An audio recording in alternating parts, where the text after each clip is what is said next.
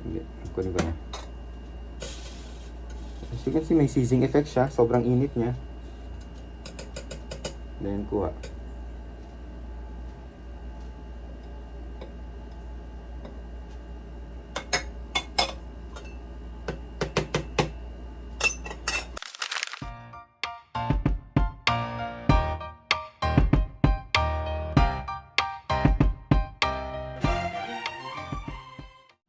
Hello mga ka-happy growers! Welcome sa ating panibagong vlog.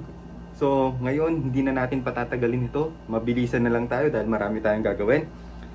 Since natapos na tayo sa plant tissue culture basic setups, yung mga technicalities, something na kailangan yung malaman bago tayo mag-start up for the laboratory itself, yung mga chemicals, alternatively, and materials.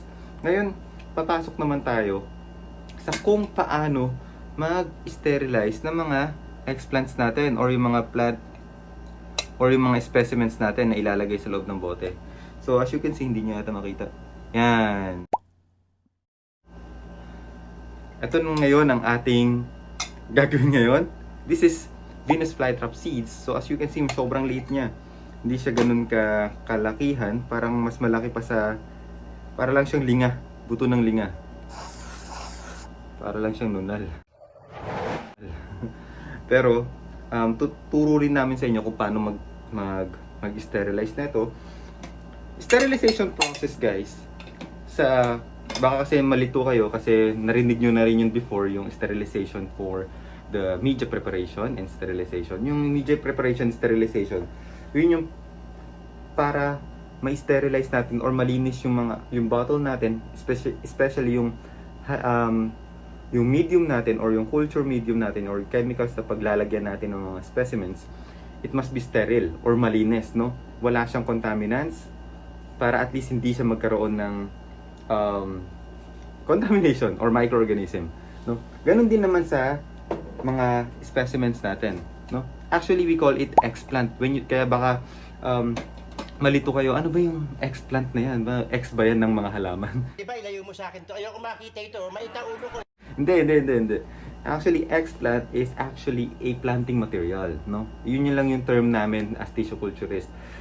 It's actually mga specimen na ginagamit namin, either buto man yan, or growing points ng mga halaman, no? Yung mga nodes, axillary buds, side buds, apical meristems, or yung shoot tips, or any parts of the plant, even yung roots, no?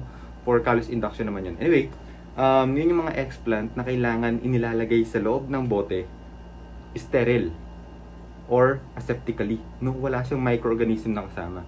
Ngayon, yun naman yung gagawin natin. So, ang kakailanganin natin dito, guys, is number one, syempre, kailangan natin ng either petri dish, paglagyan ng ating mga yan, yung mga buto ng plants natin, no? Ng Venus flytrap seeds. It's actually mixed seeds ng Venus flytrap. Siyempre, meron din tayong bote na merong 5% Clorox. 5% Zonrox yun, or Winrox, yung original flavor, guys. Huwag kayong gagamit ng may sabon or yung may flavor. I prefer yung Zonrox na yan. And actually, when you say bleaching agent or Zonrox, yung matapang or concentrated form ng Zonrox, it only has a 5.75 or 5.76 or 5.70% of sodium hypochlorite. Kaya once na may mabasa kayo na article na we use pure sodium hypochlorite, mali yun. Sobrang tapang nun, no? Kaya minsan ang sinasabi nila, it's actually a pure or concentrated form of commercial bleaching agent, or sinasabi nila either Zonrox, Winrox, meron lang trademark para hindi kayo makopyright or something. So yun, ulitin ko, ang active ingredient ng Zonrox or yung mga Winrox, no, yung mga bleaching agent is 5.70 to 5.75% of sodium hypochlorite lang. Hindi siya concentrated form ng sodium hypochlorite. Mali na yon kung gagawa kayo sa mga students, napaka specific, napaka-scientific ng approach siguro. Gagawin kong sodium hypochlorite na na concentrated form. Iba yun. Iba din yung 5% sodium hypochlorite. Para mong sinabi na pure Zonrox yun or almost pure Zonrox yun. Kaya mag-iingat din kayo sa paggagawa nyo ng mga articles guys, sa mga research papers, especially sa mga bata or mga student na gustong mag-conduct ng plant tissue culture research.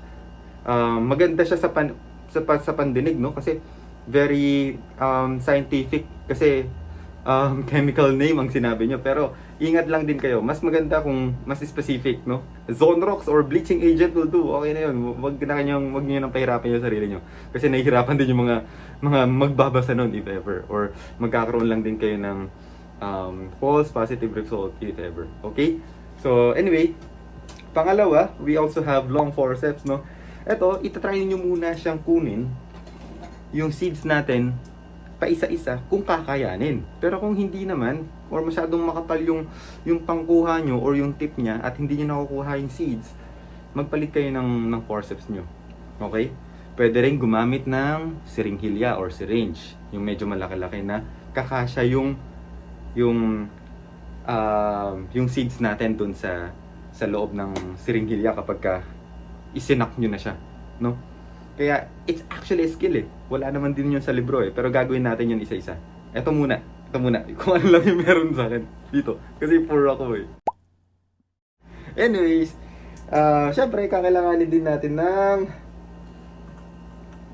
alcohol lamp, no? Para lang ma-surface sterilize yung bibig ng ating mga sterile culture medium na ginawa natin last time. So far, so good.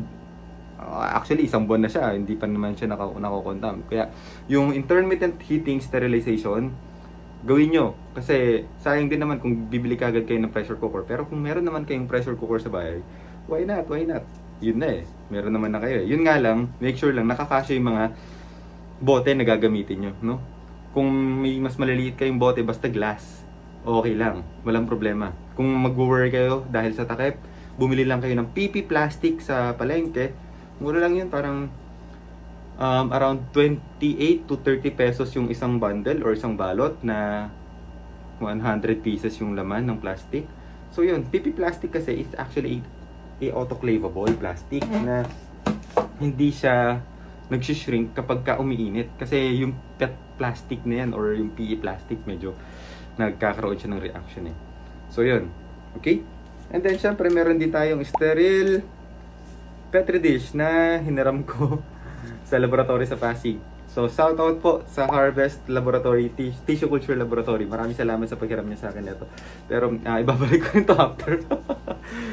Now, in-sterilize ko lang kasi wala akong pang-sterilize dito eh. Anyways, so, yun lang ang gagawin natin. And then, start na tayo guys. Lapit ko lang muna. Shout out sa mga editor ko. Wala sila. Okay guys, now we have 2 sterile Petri dishes, no?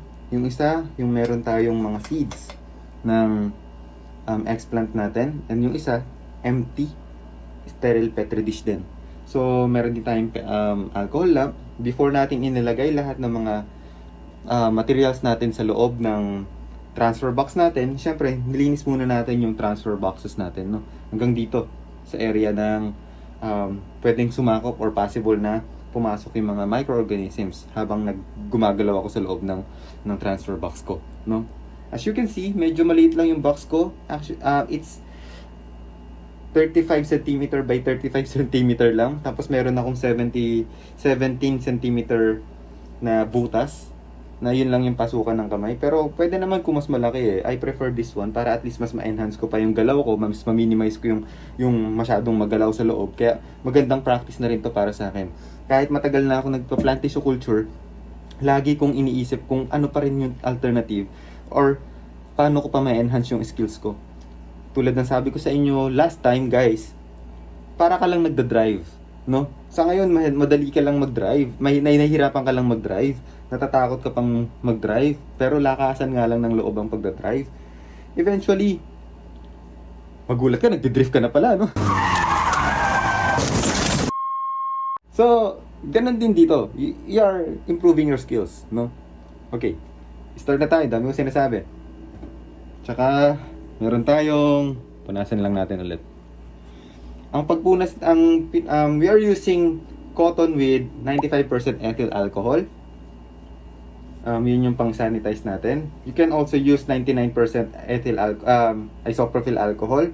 Huwag lang 70% para at least mas ma-minimize natin yung pagmo-moist or basa. Nababasa pa rin yan eh. May tubig pa rin yun eh. We never know, di ba? Pero mas prefer ko yung 95% ethyl alcohol or 99% isopropyl alcohol. Now, ang process natin dito guys is wala siyang duration, no? Kadalasan sa plant tissue culture kasi meron tayong duration every time na nag-sterilize tayo, no? Like for example, sa banana, we are using pure Zonrox or Clorox. And then sinishake namin yun in 20 minutes, no? Para ma-surface sterilize siya. Since ako diluted Zonrox siya or 5% Zonrox lang siya, at the same time, masyadong maliliit yung aking explant, hindi ako magbibilang ng duration dito. Ang gagawin ko lang is, kung sakaling magkaroon na ng shifting ng color, yung mga buto. Kasi once na nagkaroon ako ng duration at masyado na palang nagbi-bleach yung buto ng explant ko, there's a big tendency na wala ngang contamination. Pero wala rin mabubuhay kasi pwedeng mag-penetrate yung Zonrox doon sa embryo ng seeds mo. Eh di wala rin mabubuhay. So sayang din, counterproductive ka rin doon, no? Sa mga conservationist, ganun din. Sayang naman kung mamamatay din, wala rin namang mabubuhay sa ginagawa ninyo. Kaya it's actually a challenge din para sa amin as tissue culturist na makapagpabuhay. Lahat mabubuhay. No, hindi ganun. May percentage lang yung mga seeds. Yes, kung sakali naman, swerte namin kung masyadong maraming nabuhay. Pero for me, kahit isa lang, no, as tissue culturist or kahit sa inyo mga gustong sumubok ng plant tissue culture na like this kind of process, masasabi natin na kahit isa lang okay na. Para sa akin, check na yun, perfect na yun para sa akin. Hindi ako mahilig magbigay ng mababang grade. So, kasi since we are using plant growth hormones, no? Tulad ng sabi namin sa previous vlog na about auxin and cytokinin, makikita nyo din doon yung changes eh. Kung possible na magko-clone siya or magmo-multiple shoots siya, multiple heads. So, kahit isa lang yan, mako-conserve natin yan, and at the same time, eventually, no? Habang tumatagal tayo, mas napaparami pa rin natin siya. Kasi, dahil dun sa cloning hormone na yun, no? Pero yun nga lang din, tulad ng sabi ko sa vlog, ingat lang din sa paggamit ng mga hormones or plant growth regulators kasi lason din yun sa halaman kapag napasobra. Okay? So, start tayo. Dami ko sinasabi na naman. So, pour lang natin dito yung ating 5%. Then, lapag nyo na sa labas itong 5% para hindi masyadong masikip. Mamaya bubuksan natin tong mamaya pa natin bubuksan yung ating alcohol lamp. So as you can see, nakikita niyo ba masyado? Hindi. Ayun. May mga lumulutang. May mga nakalubog naman, no? Pero continuous swirling lang ako. Ang hinala ko naman sa mga lumulutang, medyo hindi pa masyadong buhay yung ating embryo or patay na. Yung mga nakalubog naman, hinala ko lang naman yun, no? Pero, itatanim natin yung lahat. Sayang kasi, no? Swirling lang. Tulad na sabi ko kanina, when it comes to color shifting, guys, since hindi tayo nagfo-focus sa duration ng sterilization process natin or time, yung color shifting is from darker color, medyo naglighten lang siya ng konti, transfer mo na kagad. Ita-transfer ko na kagad sa panibagong petri dish. Kung sakaling meron tayong sterile water, mas maganda para ma-neutralize natin yung pag-bleach niya. Pero kung wala naman, okay lang. No choice. Meron naman tayong medyo mamasa-masa pa naman ang ating medium, kaya wala naman tayong paproblemahin din doon. Okay? So kapag ganito, mabilisan lang siya, guys. the more na mas mababa yung percentage ng Clorox mo, the more na mas makokontrol mo siya. Okay? Ulitin ko. The more na mas mababa yung concentration ng Clorox mo, or sabihin natin nasa 5% lang siya, or 3% siya, mas makokontrol mo siya. Bakit? Mas mabagal siyang mag-shift ng color. Kung gagawin mong 10% yan, or 20% Clorox yan, or even pure Zonrox yan, ang bilis mag-shift niyan. Matataranta ka. Or pwedeng matalo ka dun sa pagta-transfer pa lang, namumuti na yung ibang hindi mo pa nakukuha. So, ganun din sa kapag masyadong matataas yung concentration nga ng gagamitin mo. That's why I prefer yung gantong percentage lang ng Clorox. It's 5% lang. How to make 5% Clorox? It's actually, you just need 50 ml of Zonrox or bleaching agent, any bleaching agent, original flavor, into 950 ml of water. Tap water will do. So okay na 'yon, no? For you to make a 1 liter of 5% Clorox. So that's it. Pwede mo siyang ilagay somewhere, basta nakasara lang siya, tight seal. And then kung gagamitin mo naman siya para sa utensil dip mo, tulad ng ginawa namin sa mga previous vlog namin sa Harvest Laboratory, everyday yung changes nun, no? Kasi nag-oxidize din yung ating Zonrox. So, bumababa yung percentage. Okay? Medyo matagal, pero sa tingin ko, medyo nag-change na rin siya ng color. Pero hindi pa ako kontento. Yun guys, kapag nagkulang naman siya sa pag-sterilize, there's a big tendency na may mga possible microorganisms siyang hindi napatay. No? Yun naman yung disadvantage ng mababang percentage ng Clorox. Pero I prefer that percentage or 5% diluted Zonrox para makontrol ko siya. Chill lang ako, no? Hindi kailangan magmadali kapag naglalaboratory ka. Kaya kung sakaling may nagpa-plan kayong mag-setup ng lab, or kung gusto niyo maging hobby to, masarap siyang gawin kasi bihira lang ang gumagawa nito eh. At the same time, may nako-conserve ka, or yung mga gusto mong halaman na ma-clone mo eventually, nagagawa mo. Di ba? So, kaya shout out sa mga trainees ko ulit na nakapag-produce na ng mga magagandang varieties ng mga plants, different kinds of plants, hindi lang sa carnivorous plants, but also sa mga nag-set up ng laboratory, no? Kay Sir June Badajos, kay Ate Marjorie Ortega sa Bacolod naman, kay Sir Save Malinaw sa Davao. So shout out sa inyo, kahit na pati rin pala si Sir Glance ang through Sir Ray, no, nakakapag-produce siya ng plant tissue culture. So through chat lang, nakaka-amaze na dahil sa eagerness nilang matuto, nakapag-set up sila. So kunting tiyaga lang din sa side namin. Kaya if ever na may mga nagtatanong sa amin with regards to kung paano mag-lab setup, medyo matagal lang din kaming mag-reply kasi sobrang dami nyo din, tsaka may mga iba din kaming ginagawa. Pero hindi, ibig sabihin nun, hindi kami magre-reply sa inyo. Okay? Hintayin nyo lang, magre-reply kami sa inyo po. Okay? So far, hindi pa naman siya nagkakaroon, medyo nagkakaroon na siya ng lighter color, pero hindi pa naman ganun ka-light. Swirl nyo lang siya. Hindi pwedeng naka-stack lang siyang ganyan guys, na hindi nyo siya ginagalaw. Why? Para lang siyang naka-stagnant din yung water mo eh. Ibig sabihin, hindi nagkakaroon ng, kahit sabihin mong smooth yung surface ng seed coat mo, kahit pag chinek mo yan sa electron microscope, medyo may pagkalubak-lubak pa rin yan eh. Tulad ng sabi ko kanina, hindi mahirap kung hindi mo nakikita yung kalaban mo. Hindi ko nasabing kanina. Sa previous vlog pala yun. Kaya, yun din dito, no? Kaya hindi tayo pwedeng magpakakampante na pwede na yan.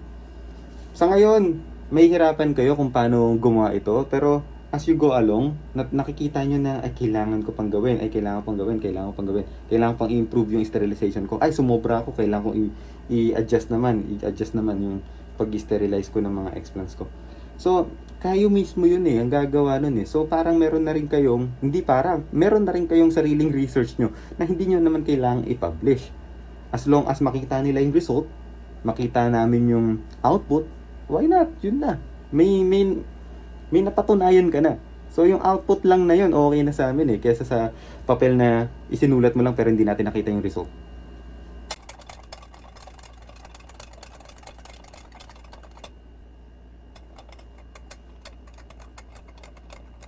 Okay. So uunahin kong kunin yung mga nasa ilalim. Medyo maliit lang yung wick ko para hindi uminit yung ibabaw ng acrylic box ko. Kasi kapag masyadong malakas, baka lumambot yung acrylic box, no? Kaya ganyan lang, okay lang yan. Ang purpose lang naman ng alcohol lang, para lang masanitize mo yung mga dapat mong isanitize, especially yung culture, sterile culture medium nyo, tsaka yung mga utensils nyo gagamitin. No? Either long forceps, short forceps, or scalpel blades. So kung mapapansin nyo, parang wala lang siyang apoy, pero may apoy siya guys. Kung sakali man mag-tap ka, no? Na-tap mo siya, huwag kayong maging kampante doon. Initin nyo ulit. Tulad ng sabi ko, ang hirap makita yung mga kalaban na hindi natin ang hirap kalaban yung mga hindi natin nakikita ngayon. That's why, initin nyo na lang ulit siya. Wala namang masama doon eh. Okay? Ingat lang din sa pag-iinit. Baka mapaso kayo. Kaya dahan-dahan lang. We are also conducting flameless technique guys, pero yun naman tinuturo namin sa seminar namin sa Harvest Agribusiness Corporation. But for now, we are currently we are in EZQ or modified EZQ ngayon. Kaya minove namin yung training namin in hopefully by May, no? Pero every month meron tayong kinakonduct na training. Every third Tuesday to Friday of the month. So fix siya. Okay na to. Now, kunin ko na. As you can see, may seizing effect siya. Sobrang init niya. Then kuha.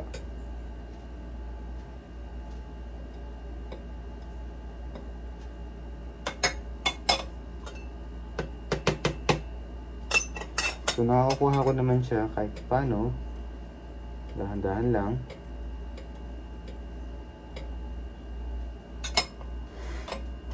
Bukas.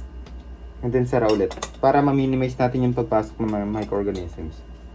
Dahan-dahan ha. Tulad ng pagbukas ko, hindi masyadong buka ka, no? Kahit nga ganyan, pwede pa eh. Pero hindi pwedeng naka-open siya or expose siya. Ingatan nyo rin yung pagbubukas guys. Kasi may mga possible contamination na pwedeng pumasok dyan sa ating explant or sa petri dish natin. Kaya ingat lang din.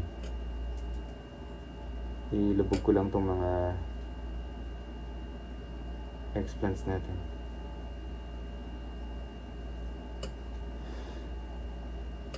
Ang pinakamahirap kong nagawa na explant or na culture is yung mga buto ng sundew. Sobrang liliit niya. Kaya shout out po sa mga nakapagpatubo na in vitro ng mga Droseras. Although mahirap talaga siya sa seeds, mas okay siya sa tissue, pero mas marami ka namang magiging output eventually kapag seeds. Production ka agad yun.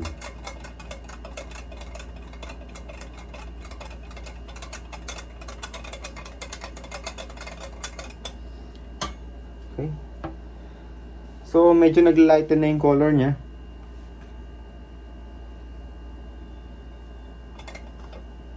Buti umaraw. Sakto, nakita ko na siya.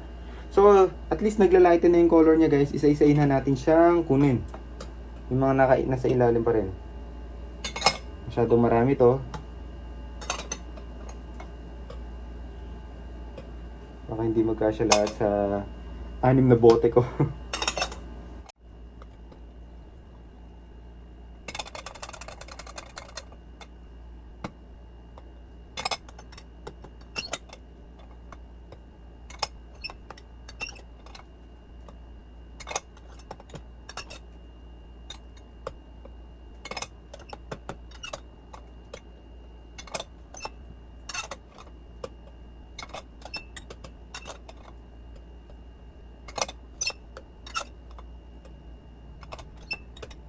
Tama na muna to. Set aside ko na muna dito. Baka hindi tayo matapos agad. Okay. Set muna. Since wala akong patungan ng culture bottle ko or culture medium ko, kakailanganin ko ng takip. So, takip lang to. Basta as long as malinis siya, at the same time tatayo or titindig yung mga bote natin kapag hiniga natin dito na hindi siya gumagalaw, okay na yun. Okay? So, initin ko lang ulit to.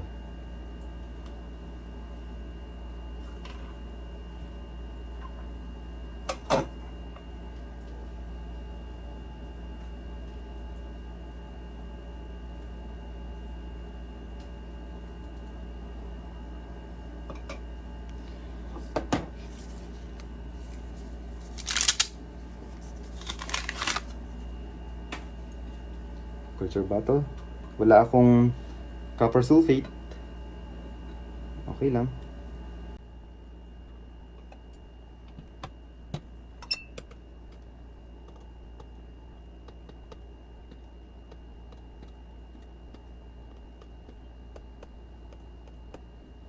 Hirap ko talaga.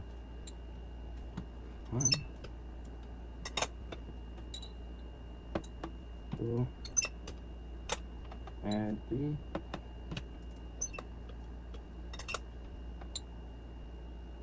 Four.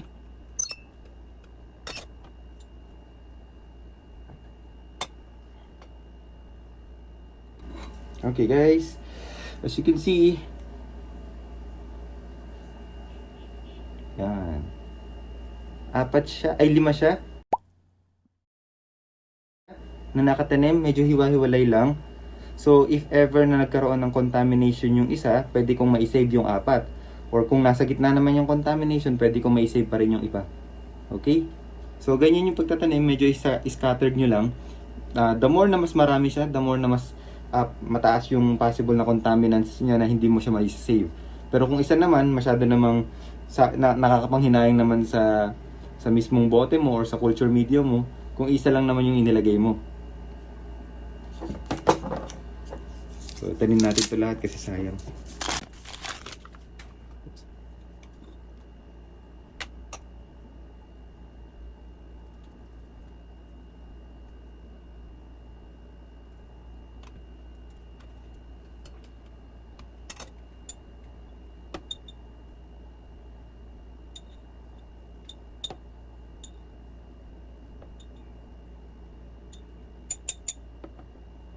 Ayok.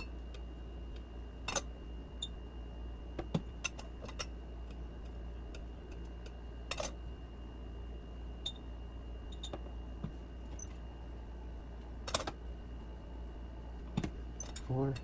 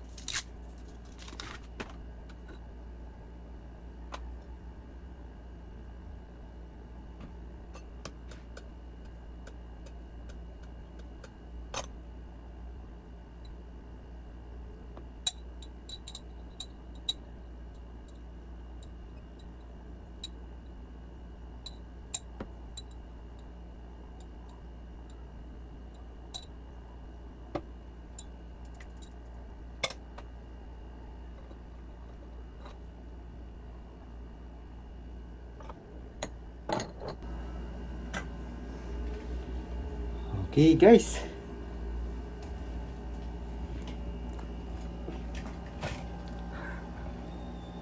So, ganun lang yung pagtatanim ng mga seeds, no? Kapag ganito kaliliit yung mga seeds natin na itatanim natin sa loob ng bote, ang kailangan lang natin is color shifting, no? Hindi siya kailangan ng duration. So, meaning to say, masasabi din natin na wala rin yun sa libro. So, it's actually a skill of an individual for you to produce, to clone, and to conserve plants. So, sana marami kayong natutunan ngayong seed culture natin sa mga susunod, or mag-comment lang kayo sa aming vlog, sa aming channel para i-check namin kung kung kaya namin gawin yung mga yung mga gusto niyo ipagawa sa amin, or mag-request lang kayo kung anong mga interest plants na gusto niyo itanim namin sa loob ng bote. Maraming salamat guys, and happy growing. God bless you.